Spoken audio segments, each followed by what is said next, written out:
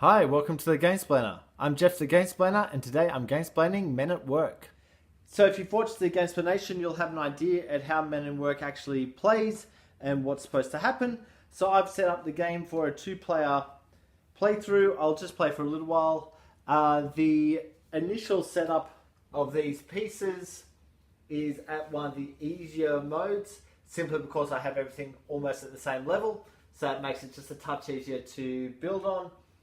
If you wish for something harder, you could put one of them on their end. So let's get started. The person who is over here will be first player, and they are going for the girders, for the strong worker. Now the first one that's been turned over, the strong worker, is not able to happen because no workers are up there. All that happens if that is the case is you turn the next card over and you do what it says. So we're looking for highest girder. On the girders it needs to be on the black or the orange. So he merely chooses a black girder. He could have chosen orange if he wished, but he chose black and put that over the top. That is now the highest. This does exist, so you can measure it if you're not sure, but I'm sure. And then that gets passed over to the other player, who turns over a card. Once again, we're looking at girders, and we're looking for a girder that's transporting a brick. Whenever you see that word transporting, it means that you actually place the item before you add the girder or the person. We're looking for either a purple or an orange girder at the moment, so I think we might go for a purple one. So purple, add a brick to it, and then place that somewhere on the structure. That will then pass over to the next player, who needs to place a person. Of course, that's the helmet. It needs to be placed on either the orange or black, and he needs to be placed with one brick and one beam.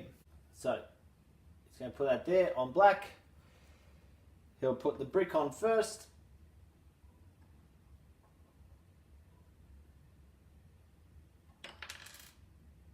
Now, what's just happened is that he has dropped a brick.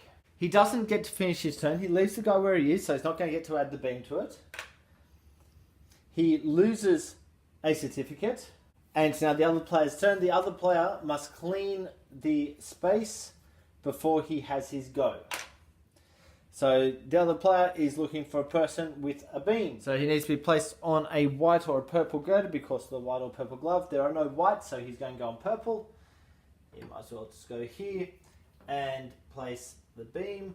Notice everything is one-handed. That's fine. We then pass back across the other player.